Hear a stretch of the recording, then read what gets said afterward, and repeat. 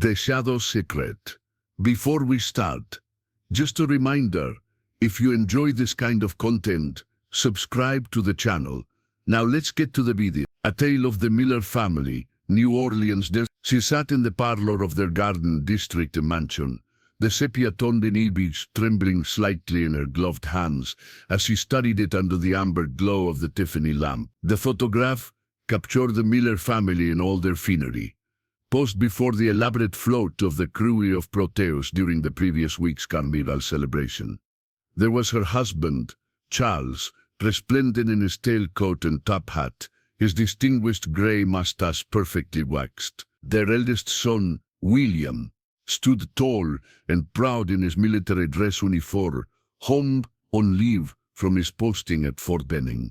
Young Thomas, barely 16, grinned boyishly beside his brother, while their daughter Eleanor, radiant in her white debutante gown, held a bouquet of camellias. But it was the shadows that drew Margaret's attention, or rather the absence of one. The late afternoon sun had been positioned perfectly behind the photographer, casting long distinct shadows of each family member across the cobblestones of Royal Street. Charles's shadow stretched dramatically to his left, his top hat creating an unmistakable silhouette.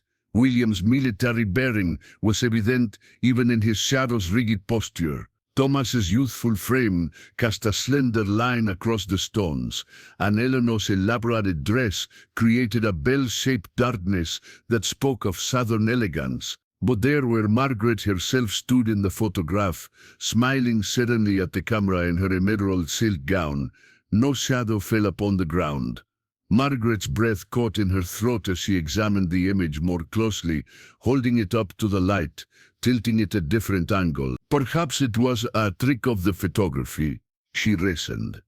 The newfangled cameras were still mysterious devices to her, full of chemicals and strange processes she didn't pretend to understand. Surely there was a logical explanation. She called for Celeste, their longtime housekeeper, who had been with the family since before Eleanor's birth. The elderly Creole woman entered the parlor with her characteristic quiet grace, her dark eyes immediately noting the distress in her mistress's expression. "Celeste," Margaret said, her voice barely above a whisper, "look at this photograph. Tell me what you see." Celeste took the image with withered hands, her eyes scanning it carefully. Margaret watched as the woman's expression shifted from casual interest to something approaching alarm. Celeste's fingers traced the area where Margaret's shadow should have been, her lips moving silently in what Margaret recognized as a prayer in the old French patois. "Madame," Celeste said finally, her voice heavy with an accent that spoke of generations in Louisiana, "this is not good at all." "What do you mean?" "It's simply a photographic error." "Surely." But even as Margaret spoke the words, she felt a chill that had nothing to do with the February evening. Celeste's grandmother had been brought from Haiti as a young woman, carrying with her the old knowledge, the old ways. In the Miller household, such things were rarely spoken of directly, but they were never entirely dismissed either. New Orleans was a city where the veil between worlds had always been thin, where Spanish moss hung like curtains between the seen and unseen. Celeste set the photograph down carefully on the mahogany side table, as if it might burn her fingers. "In the old country, madame, they say when a person casts no shadow, it means their soul is not entirely their own. Something has claimed a piece of it." Margaret felt her heart begin to race. "That's nonsense, Celeste. Superstition." "Perhaps," the older woman replied, but her tone suggested she believed otherwise. "But tell me, madame, have you been feeling different lately? Dreams that seem too real? Moments when you feel as if you're watching yourself from outside your own body?" The question struck Margaret like a physical blow. For weeks now she had been experiencing exactly such sensations, vivid dreams that lingered long after waking.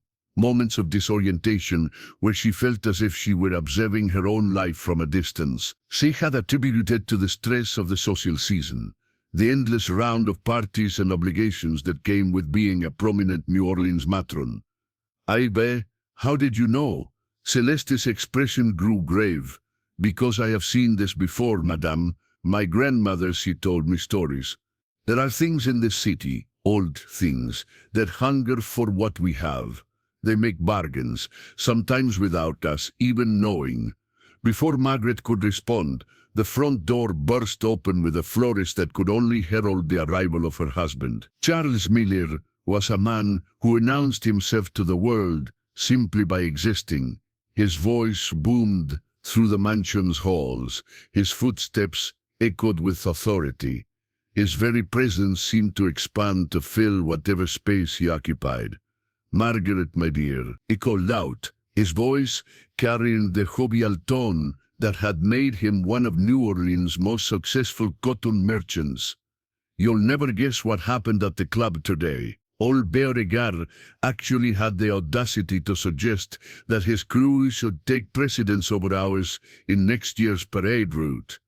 Charles appeared in the parlor doorway, still removing his gloves, his face flushed with the satisfaction of a man who had spent his day bending the world to his will. He paused when he saw the photograph in Margaret's hands, his expression shifting to one of pleased surprise. "Ah, the photograph arrived. Excellent. I was hoping to have copies made for the family. We cut quite a figure, don't we?" Margaret exchanged a glance with Celeste, who had retreated to the shadows near the doorway. "Charles," she began carefully, "have you looked at this photograph closely?" "Of course. Magnificent composition. The photographer certainly knew his business. We look like American royalty, if I do say so myself. Look at the shadows, Charles." Her husband moved closer, adjusting his spectacles as he examined the image. Margaret watched his face, waiting for the moment of recognition, but it never came. Charles studied the photographs for a full minute before looking up with a puzzled expression. "What about the shadows, my dear? They seem perfectly normal to me." Margaret felt the world tilt slightly beneath her feet. "You don't see anything unusual. You see the shadows of a distinguished family, captured for posterity." Charles's tone carried a hint of concern now. "Margaret, are you feeling quite well? You look rather pale." She looked again at the photograph, then at Celeste, whose dark eyes held a mixture of sympathy and fear. The realization struck her like a cold wind off Lake Pontchartrain. Charles couldn't see what she and Celeste could see. To him, the photograph appeared perfectly normal. "I'm fine," Margaret managed, though her voice sounded distant to her own ears. "Simply tired from the excitement of Mardi Gras." Charles accepted this explanation readily, as he did most things that didn't directly concern his business or social standing. He kissed her forehead absently and headed toward his study, already calling for his evening bourbon and the day's correspondence. Alone again with Celeste, Margaret sank into her chair, the photograph clutched in her trembling hands. "We can't see it," she whispered. "No, madame. Only those touched by the shadow world can see such things. It is both a curse and a protection." "What does it mean, Celeste? What's happening to me?"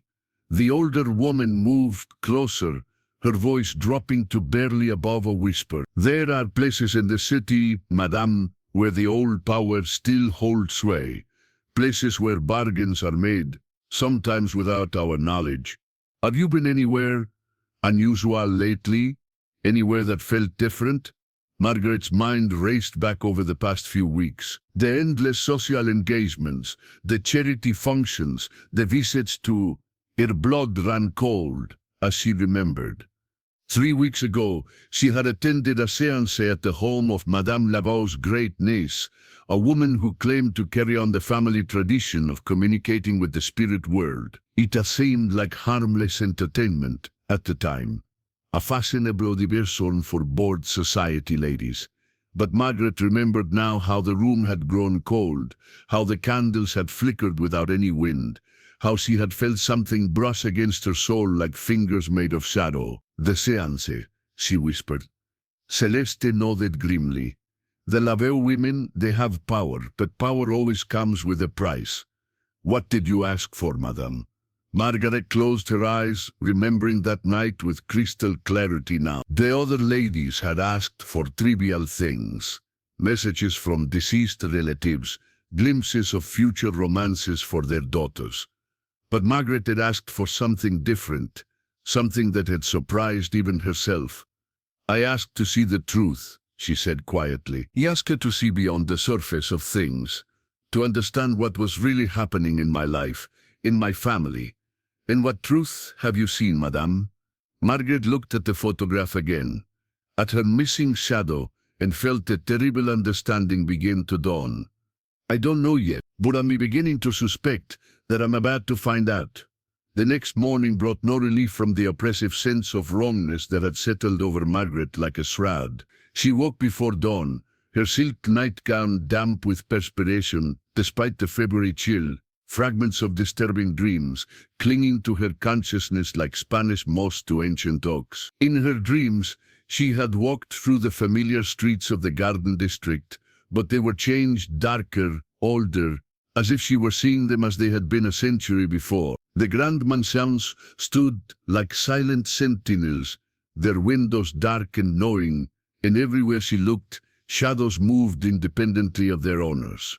Margaret rose and moved to her bedroom window, pulling back the heavy velvet curtains to look out at the real Garden District. The morning sun filtered through the live oaks that lined their street, casting intricate patterns of light and shadow across the manicured lawns. Everything appeared normal, yet she couldn't shake the feeling that she was seeing only the surface of things, like looking at a painting and sensing another image hidden beneath the visible layers. A soft knock at her door interrupted her reverie. "Come in," she called, expecting Celeste with her morning coffee. Instead, Eleanor entered, still in her dressing gown, her usually perfect blonde curls disheveled. At 19, Eleanor was the pride of New Orleans society, beautiful, accomplished, and engaged to the son of one of the city's most prominent banking families. But this morning, she looked troubled, almost fragile. "Mother," Eleanor said, her voice uncertain, "I had the strangest dream last night." Margaret felt her heart skip. "What kind of dream, darling?" Eleanor moved to the window, wrapping her arms around herself as if cold. "I dreamed it was at the Mardi Gras celebration again, but everything was wrong. The music was playing backwards. The masks were crying. And," she paused, her brow furrowing, "and you weren't there, mother. I mean, you were there, but you weren't really there. Like you were a reflection in water that someone had disturbed." The similarity to Margaret's own dreams was too striking to be coincidence. "Eleanor, have you noticed anything unusual about the photograph from Mardi Gras?" Her daughter turned from the window, confusion evident in her blue eyes. "What photograph?" "The one that arrived yesterday, of our family at the parade." Eleanor's expression grew more puzzled. "Mother, we didn't have any photographs taken at Mardi Gras. Don't you remember? You said you didn't want to bother with a photographer this year." Margaret felt the world shift beneath her feet. Once again, she was certain the photograph had arrived. Certain she had held it in her hands, studied it with Celeste. But Eleanor's confusion seemed genuine, and her daughter had never been one to lie. "Of course," Margaret said carefully, "I must be thinking of something else." But as Eleanor left to prepare for the day, Margaret hurried to the parlor, where she had left the photograph the night before. The mahogany side table was empty except for a crystal vase of camellias. She searched frantically through the room, checking every surface, every drawer, but found nothing. "Celeste," she called, her voice echoing through the mansion's halls. The housekeeper appeared with her usual quiet efficiency, carrying a silver tray with Margaret's morning coffee. "Yes, madame, the photograph from yesterday. Where is it?" Celeste set down the tray carefully, her dark eyes studying Margaret's face with concern. "What photograph, madame?" The denial hit Margaret like a physical blow.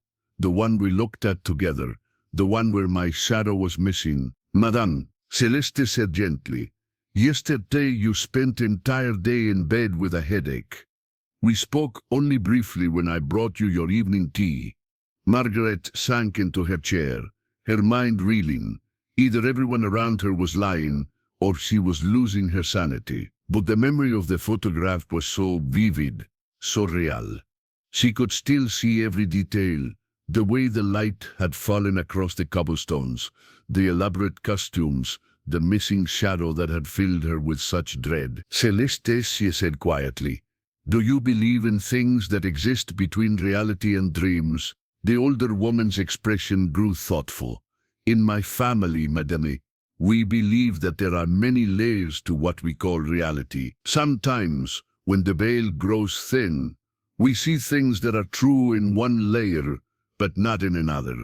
And how does one tell which layer is real? Perhaps they all are, madame. Perhaps the question is not which is real, but which one matters most. Margaret spent the rest of the morning in a state of careful observation, watching her family for any signs that they too were experiencing the strange disconnection she felt. At breakfast, Charles was his usual boisterous self, regaling them with stories from his business dealings and plans for expanding their cotton operations. William discussed his military service with the same earnest dedication he had always shown. Thomas chatted about his studies at Toulon, his young face bright with enthusiasm. But Eleanor remained quiet, picking at her breakfast and glancing frequently toward the windows, as if expecting to see something that wasn't there. After the meal, Margaret found an excuse to speak with her daughter privately. They walked together in the mansion's garden, where ancient camellias bloomed in defiance of the winter season. Eleanor, Margaret began carefully, you seem troubled this morning. Her daughter paused beside a marble fountain, her fingers trailing in the cool water. Mother, have you ever felt as if you were living someone else's life?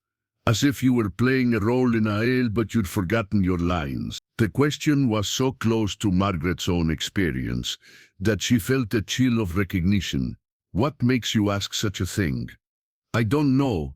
Lately everything feels hollow, like I'm watching myself from outside my own body. Even my engagement to Robert feels like something happening to someone else. Margaret studied her daughter's face, seeing her own confusion reflected there. When did this feeling begin? Eleanor considered the question seriously. I think it was after that evening at Madame Thibaudot's house. The one where she paused, her expression growing uncertain. We did something there, didn't we? Something more than just a social call. The séance, Margaret whispered. Yes. Eleanor's eyes brightened with recognition. Please change. I can remember being there, but I can't remember what happened. It's like trying to recall a dream after waking. Margaret felt pieces of a puzzle beginning to fall into place, though the picture they formed was far from clear. Eleanor, I want you to think carefully. At the séance, did you ask for anything? Did you make any kind of request? Her daughter's brow furrowed in concentration.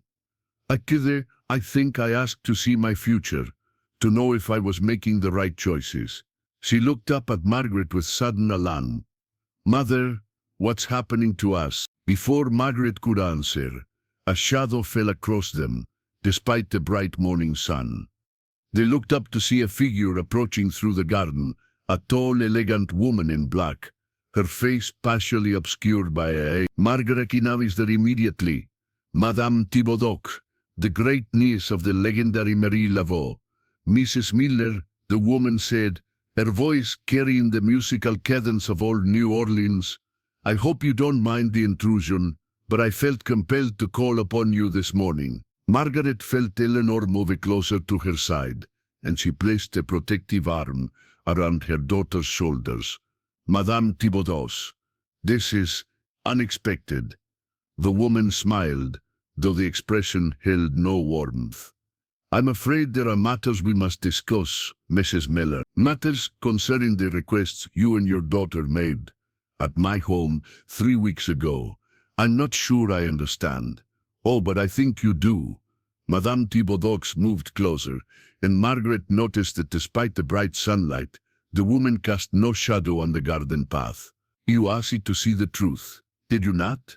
And you, Miss Eleanor, wish to see your future clearly. Such requests do not come without consequences.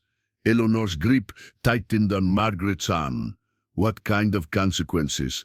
The kind that require payment, Madame Thibaudot replied. You see, when one asks to see beyond the veil, one must be prepared to exist partially beyond it as well.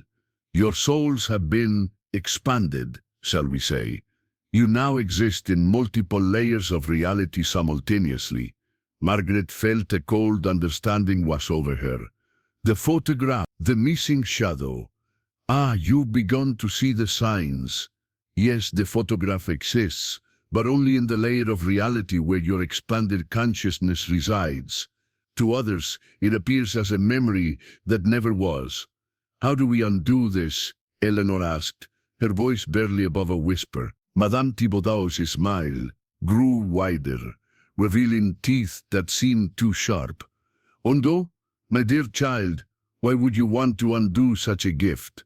You now have access to truth that others cannot see. You can perceive the hidden currents that move through this city, the secret connections that bind all things together.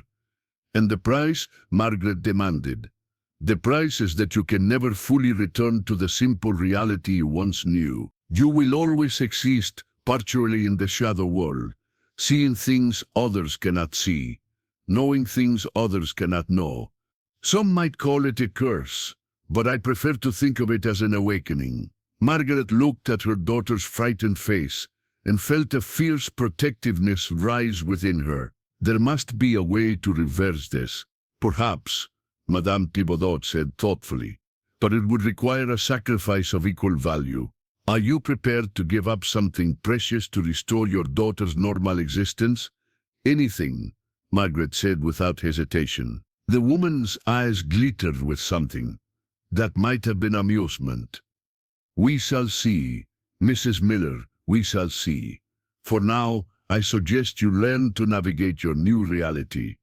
You may find it more illuminating than you expect. With that, Madame Thibaudot turned and walked away, her black dress flowing behind her like liquid shadow. As she reached the garden gate, she seemed to fade, becoming translucent before disappearing entirely. Eleanor turned to her mother, tears streaming down her face. What have we done? Margaret held her daughter close, staring at the spot where Madame Thibaudot had vanished. I don't know, darling, but I promise you, I'll find a way to fix this. Even as she spoke the words, Margaret felt the weight of the shadow world pressing against her consciousness, showing her glimpses of hidden truths that made her question everything she thought she knew about her family, her city, and herself. The days following Madame Thibaudot's visit passed in a haze of mounting revelations and growing dread. Margaret found herself caught between two worlds, the familiar reality of her privileged life in the Garden district, and the shadow realm where hidden truths writhed like serpents beneath the surface of everything she had once taken for granted. The first shock came 3 days later, during what should have been a routine family dinner. Margaret sat at the head of their mahogany dining table, watching her family through eyes that now saw too much. Charles carved the roast with his usual theatrical flourish, regaling them with tales of his business triumphs. William spoke of his military duties with the same earnest dedication he had always shown.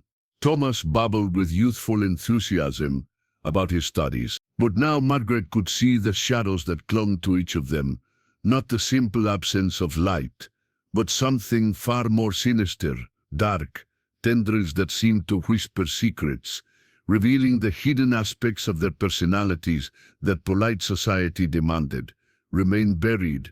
Around Charles, the shadow spoke of debts he had hidden from her, of business dealings that skirted the edges of legality. She saw him in smoky backrooms, shaking hands with men whose eyes held the cold calculation of those who trafficked in human misery. The cotton empire that had built their fortune was founded on more than just the labor of enslaved people. It was sustained by ongoing arrangements that made Margaret's stomach turn.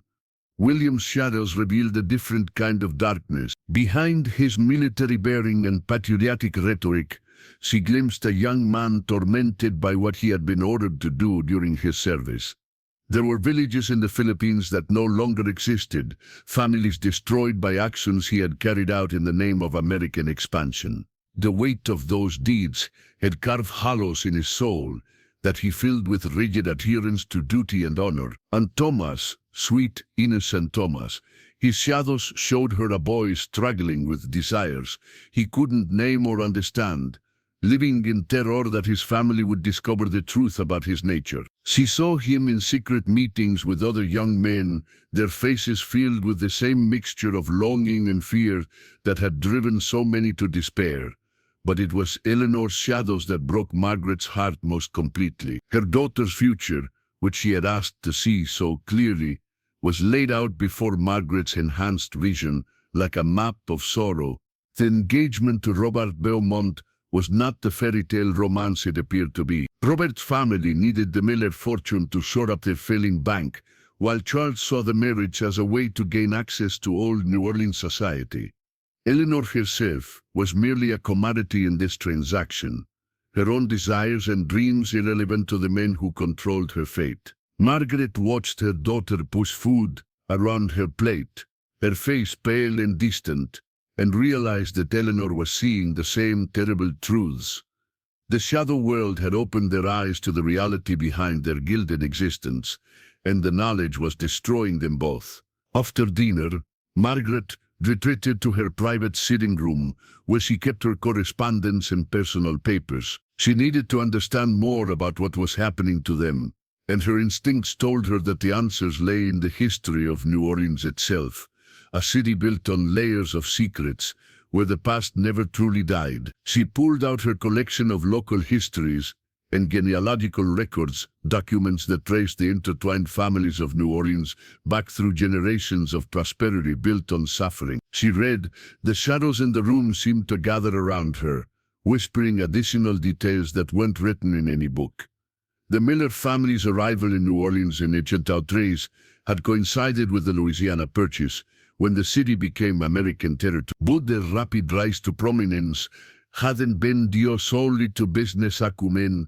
Margaret's enhanced vision showed her ancestors making deals with entities that existed in the spaces between worlds, agreements that traded pieces of their humanity for material success. Each generation had paid a price, though most had been unaware of the true cost. The women of the family, in particular, had served as unwitting conduits for these dark bargains. They had been chosen for their sensitivity to the supernatural currents that flowed through New Orleans, their ability to bridge the gap between the seen and unseen worlds. Margaret realized with growing horror that her own mother had likely experienced something similar. She remembered now the strange episodes from her childhood. Times when her mother would stare into empty corners as if seeing something others couldn't, moments when she would speak to people who weren't there. The family had attributed it to nervous exhaustion, the delicate constitution that was expected of Southern ladies. But Margaret now understood that her mother had been seeing the shadow world, just as she and Eleanor were now.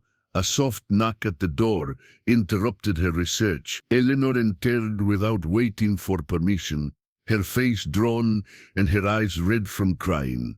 "Mother," she said, her voice barely above a whisper, "I can't make it stop. The things I'm seeing about Robert, about his family, about what they really want from me." Margaret set aside her papers and opened her arms to her daughter, who collapsed into them like a child seeking comfort from a nightmare. "I know, darling. I'm seeing it too. How do we live with this knowledge? How do we pretend that everything is normal when we can see how broken and corrupt everything really is?" It was a question that had been tormenting Margaret as well. How could she sit across from Charles at breakfast, knowing what his business dealings really entailed? How could she smile at social gatherings, seeing the web of lies and manipulation that connected every family in their circle? "I don't know," Margaret admitted, "but I'm going to find a way to protect you from this.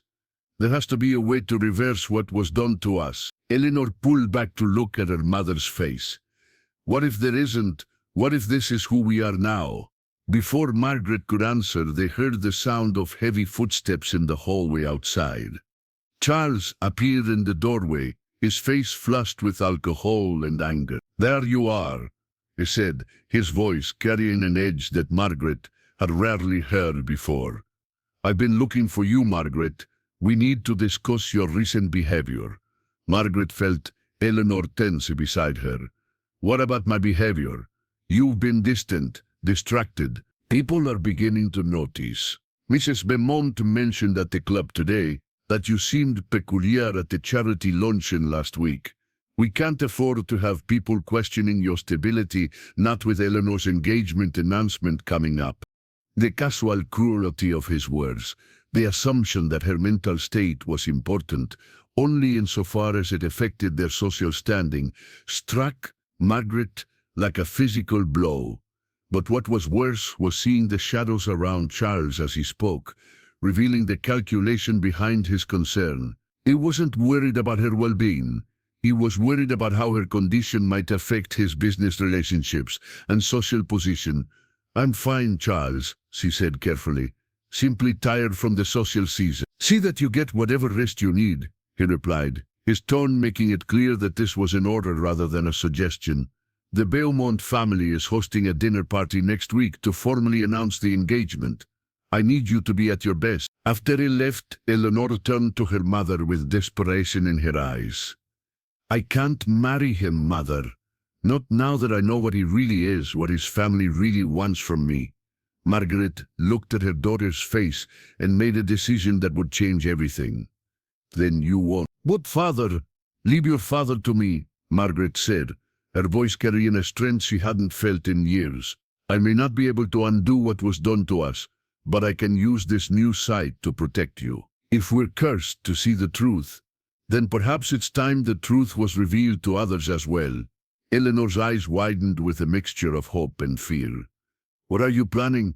Margaret smiled, and for the first time since the séance, it was a genuine expression. "I'm planning to give New Orleans society exactly what it deserves, a mirror that shows them their true faces." But even as she spoke the words, Margaret felt the shadows in the room shift and whisper, warning her that such revelations would come with their own price. The shadow world didn't give up its secrets freely, and those who tried to expose its truths often found themselves consumed by the very darkness they sought to illuminate. Still, as she held her daughter close and felt the weight of hidden knowledge pressing against her consciousness, Margaret knew she had no choice. The truth demanded to be told, regardless of the consequence. The Beaumont, the mansion on Esplanade Avenue, stood like a monument to old New Orleans aristocracy, its Greek revival columns and elaborate ironwork, speaking of a family that had weathered the storms of war, reconstruction, and social change. As Margaret and Eleanor arrived for the engagement dinner, the house blazed with light from crystal chandeliers, and the sound of refined conversation drifted through the humid evening air. Margaret had spent a week preparing for this moment, using her enhanced vision to gather intelligence about the Beaumont family and their true financial situation. What she had discovered was worse than even the shadows had initially revealed. The family's banking empire was not merely struggling, it was built on a foundation of fraud that stretched back decades. Eleanor walked beside her mother with the bearing of a condemned prisoner approaching the gallows. She wore a gown of pale blue silk that complemented her blonde hair, and to any observer, she appeared to be the picture of a happy bride-to-be. But Margaret could see the tension in her daughter's shoulders, the way her hands trembled slightly as they climbed the marble steps to the mansion's entrance. "Remember," Margaret whispered as they approached the door, "you don't have to say anything, just follow my lead." The Beaumont family greeted them with the elaborate courtesy that was the hallmark of New Orleans society. Robert Beaumont Sr. was a handsome young man with dark hair and the kind of easy charm that came from a lifetime of privilege. His father, Robert Jr., possessed the distinguished bearing of a successful banker, while his mother, Vivienne, embodied the refined elegance expected of a society matron. But Margaret's enhanced vision showed her the desperation that lurked beneath their polished facade. Robert Jr., as shadows revealed sleepless nights, spent juggling accounts to hide the massive losses that threatened to destroy the bank.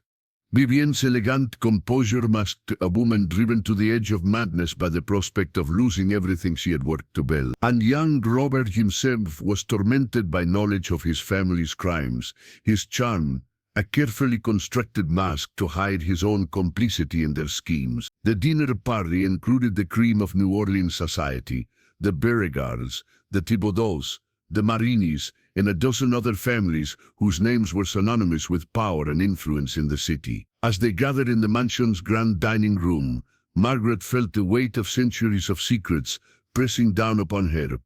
Every family represented at the table had their own dark history, their own hidden shames that the shadow world revealed with pitiless clarity. Charles held court at one end of the table, regaling the assembled guests with stories of his business successes. Margaret watched him with new eyes, seeing how he carefully omitted certain details, how he deflected questions about the sources of his recent profits. The other men at the table nodded and smiled, but their shadows revealed that many of them suspected the truth about Charles's dealings.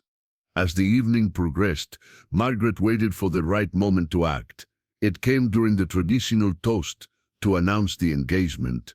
Robert Jr. stood, raising his crystal glass high, his voice carrying the practiced cadence of a man accustomed to public speaking.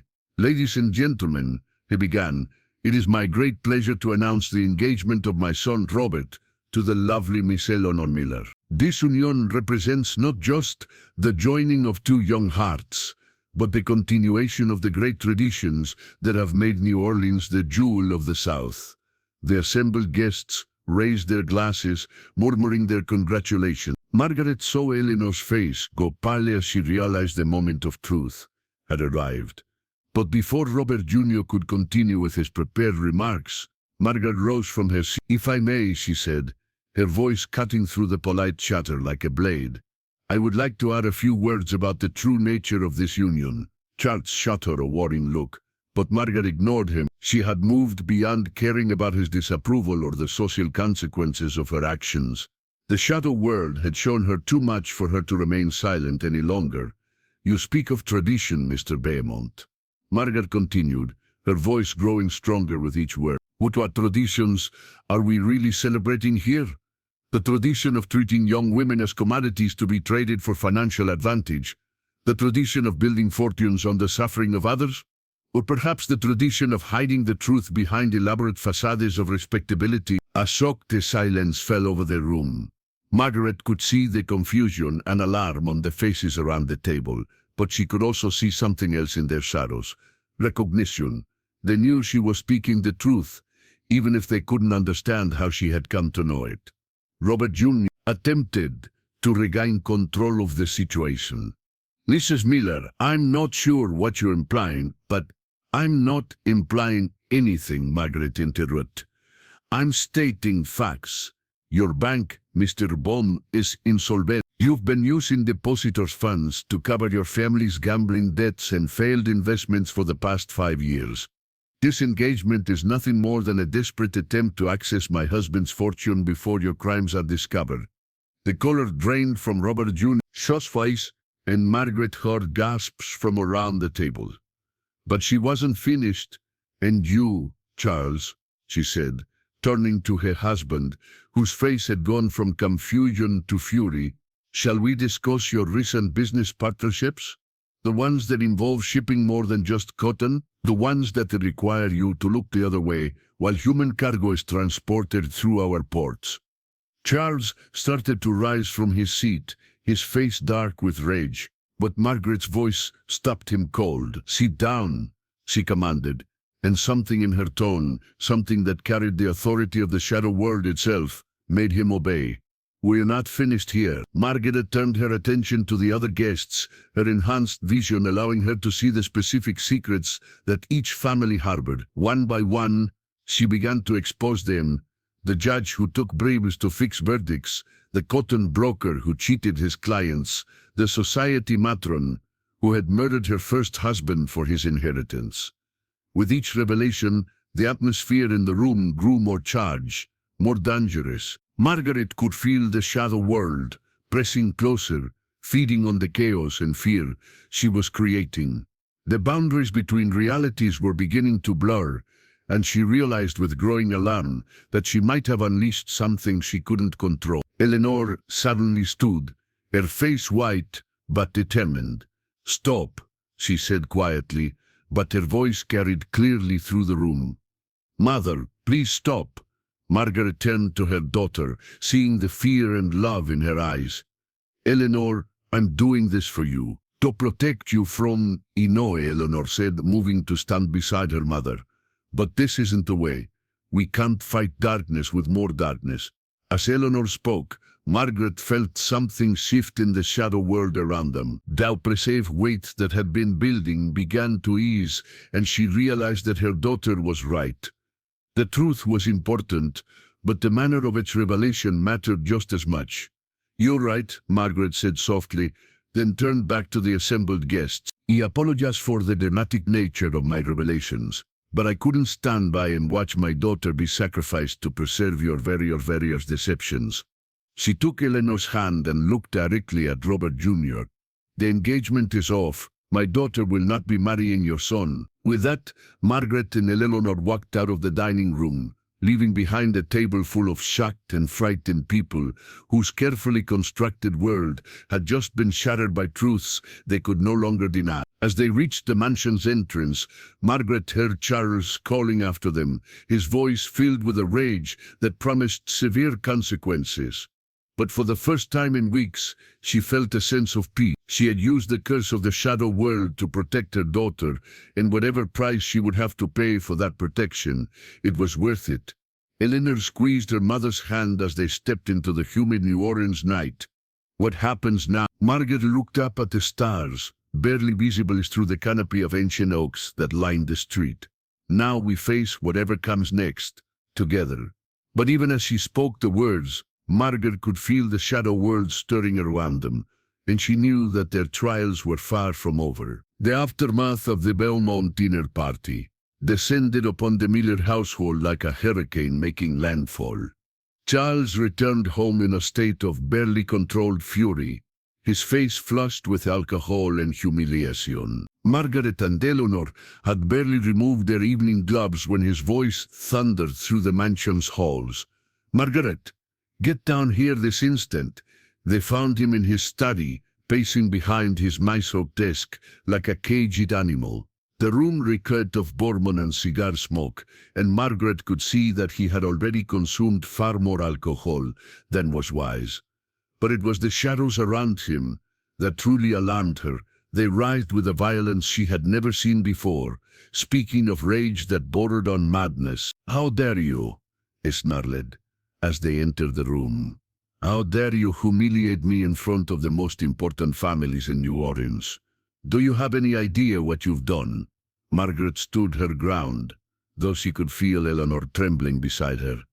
"I've told the truth, Charles. Something that's apparently become a foreign concept in this house." "The truth?" Charles laughed bitterly.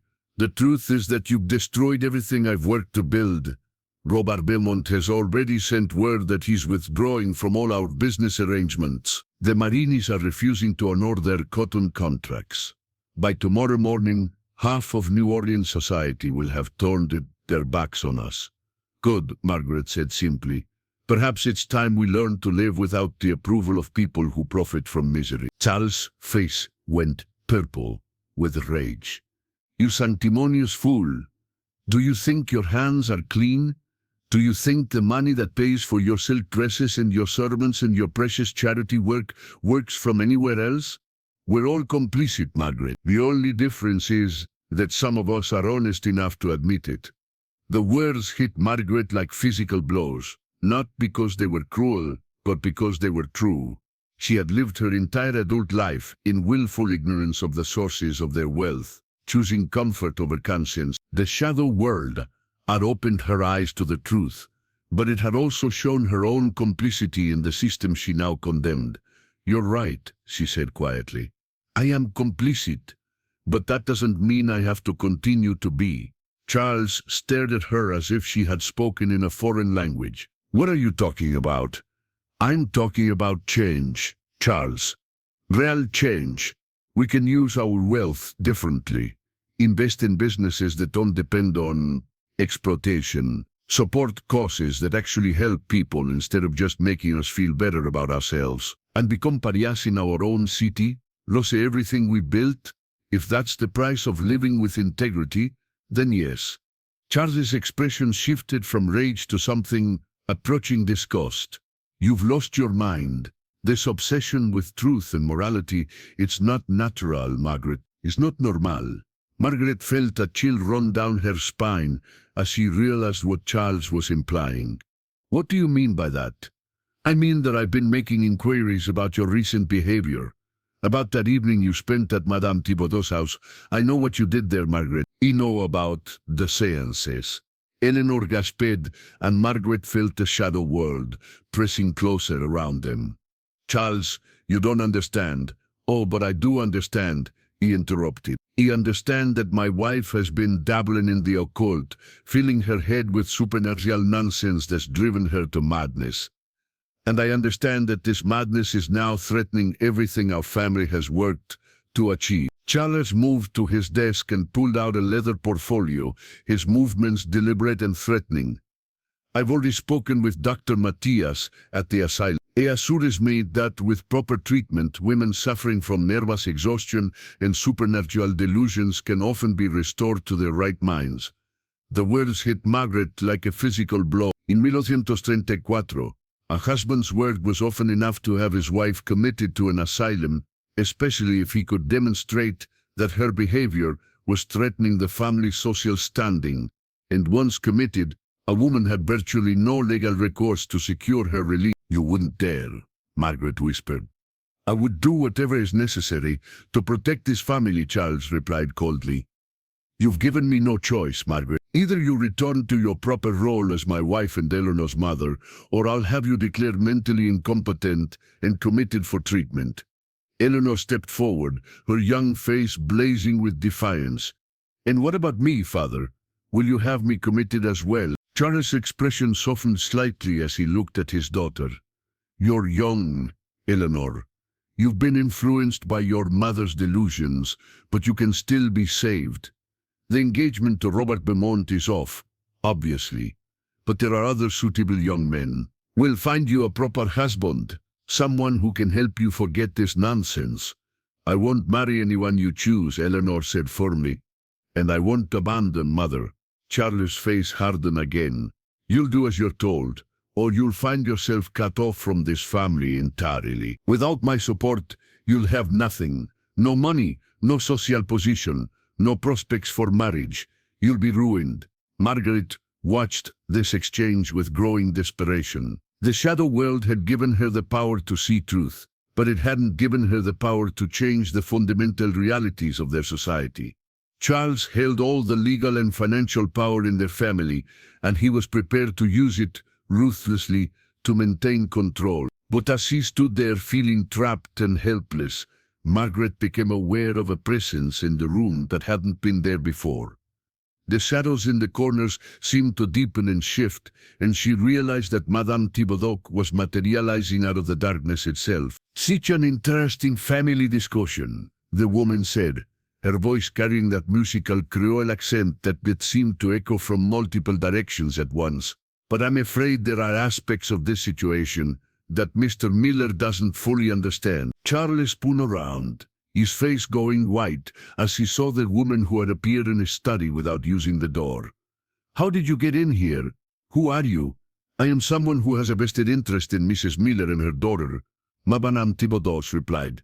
You see, Miss Miller, when your wife and daughter came to me seeking truth, they entered into a contract, not with me, precisely, but with the forces I serve.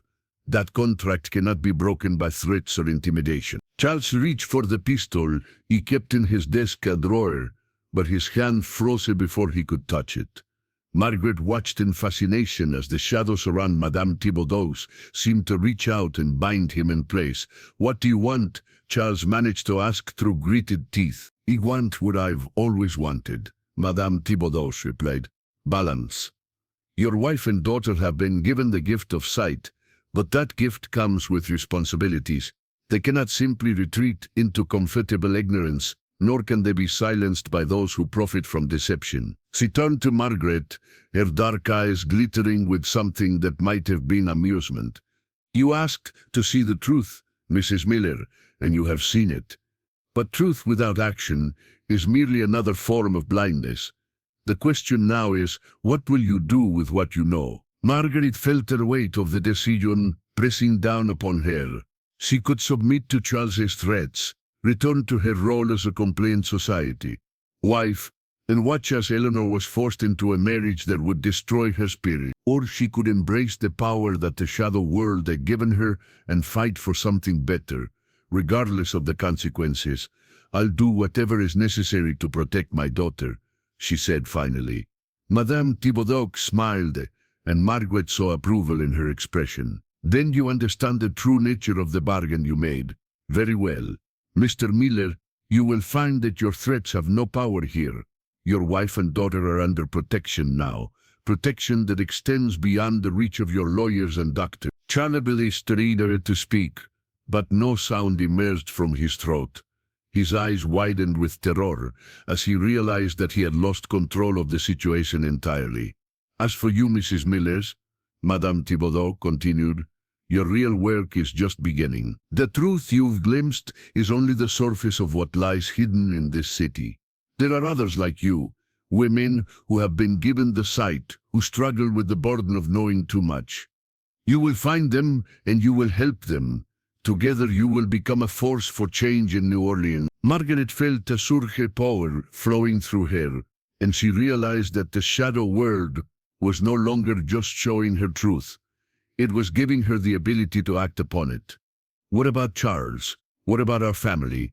Your family will survive, though it will be changed. Your husband will learn to accept the new reality, or he will find himself increasingly isolated from the sources of power he has always taken for granted. As for your sons, Madame Thibodeau paused, her expression growing thoughtful. They have their own paths to walk. William's guilt will either destroy him or transform him into something better. Thomas will find the courage to live authentically, or he will be consumed by his own fear. With that, Madame Thibodeau began to fade back into the shadows from which she had emerged. Remember, Miss Miller, truth is a living thing. It grows and changes and demands to be fed. You have chosen to serve it, and it will serve you in return. But be warned, the price of truth is often higher than we expect to pay. As the woman disappeared entirely, Charles suddenly found his voice again. But when he tried to speak, the words that emerged were not threats or demands, they were confessions. He began to tell Margaret and Eleanor about every corrupt deal he had made, every life he had destroyed in pursuit of profit, every compromise he had made with his own conscience. Margaret realized that this was part of the shadow world's power. It didn't just reveal truth, it compelled it. Charles would no longer be able to lie or deceive, at least not about the things that mattered most. Eleanor moved to stand beside her mother, and Margaret felt a strength flowing between them that she had never experienced before. They were no longer just mother and daughter. They were allies in a war against the forces of deception and exploitation that had shaped their city for generations. What happens now? Eleanor asked, echoing the question she had posed the night before. Margaret looked at her daughter's face, seeing the determination where there had once been fear, and smiled. Now we begin the real war. 6 months had passed since the night that changed everything, and Margaret Miller stood in the parlor of a modest house in the Marigny district, far from the grand mansions of the Garden district, where she had once held court. The house belonged to Celeste, who had left the Miller family's employ to help Margaret establish what they had come to call the Sisterhood of Shadows, a network of women throughout New Orleans who had been touched by the supernatural forces that flowed through the city like hidden rivers. The parlor was filled with women from every level of society. There was Marie Thibodeau, a seamstress from the French Quarter, whose grandmother had been a renowned voodoo priestess. Beside her sat Catherine Beauregard, whose husband's shipping empire had crumbled when she had used her newfound sight to expose his involvement in the slave trade that continued illegally decades after emancipation. In the corner, young Isabel Marini whispered quietly with Eleanor, both of them having discovered that their arranged marriages were part of a larger conspiracy to consolidate power among the city's elite families. Each woman had her own story of awakening, her own moment when the veil between worlds had been lifted and she had seen the truth that lay beneath New Orleans' beautiful facade. Some had sought out Madame Thibodeau's deliberately, as Margaret and Eleanor had done. Others had been chosen by the shadow world itself, drawn into its embrace through dreams, visions, or encounters with the supernatural forces that had always moved through the city streets. Margaret had learned that the phenomenon was not new. It had been happening for generations, perhaps since the city's founding. Women throughout New Orleans' history had been given the sight, had seen the hidden connections between power and suffering, between wealth and exploitation. But they had always been isolated, dismissed as hysterical or mad, their warnings ignored by a society that profited from maintaining its illusions. Now, for the first time, they were organized. They shared information, supported each other through the psychological challenges of living with enhanced perception, and most importantly, they acted upon what they learned. The Rousseau family is planning to foreclose on the orphanage next week, Marie Thibodeau was saying, her voice carrying the musical accent that marked her as a true daughter of New Orleans. They want the land for a new cotton warehouse. Margaret nodded, making notes in the leather journal she had begun keeping to track their activities. Catherine, your husband's shipping records, do they show any connection between the Rousseaus and the illegal cargo shipments? Catherine Beauregard, a woman whose elegant bearing couldn't quite hide the steel that had developed in her character over the past months, consulted her own notes. 3 shipments in the past year, all listed as agricultural equipment, but with weights and dimensions that suggest something else entirely. Human cargo, Eleanor said quietly. They're still bringing people through the port illegally. The room fell silent as the women absorbed this information. The illegal slave trade had supposedly ended decades ago, but the shadow world had revealed that it continued in more subtle forms: indentured servants who were never allowed to work off their debts, immigrants who were trapped in cycles of exploitation, children who simply disappeared from the streets and were never seen again. We need proof, Margaret said finally. Something that will stand up in court, assuming we can find a judge who isn't already bought and paid for. He might be able to help with that, said a new voice from the doorway. The women turned to see William Miller entering the parlor, his military bearing unchanged, but his face bearing the marks of a man who had wrestled with his conscience and emerged Margaret felt a surge of emotion at seeing her eldest son. William had been the first member of her family to seek her out after charges and forced confessions had torn their household apart. The revelations about his father's business dealings, combined with his own guilt over his military service, had driven him to a crisis that had nearly destroyed him. But instead of breaking, he had chosen to seek redemption. William, Margaret said, rising to embrace him. He wasn't expecting you. I've been investigating the port activities as you suggested, his voice carrying the crisp efficiency that had made him an effective military officer. I have contacts among the dock workers, men who served under me in the Philippines. They've been keeping records of suspicious shipments, and they're willing to testify if we can guarantee their protection. Eleanor moved to stand beside her brother, and Margaret felt a deep satisfaction at seeing her children united in purpose. What about father? Eleanor asked.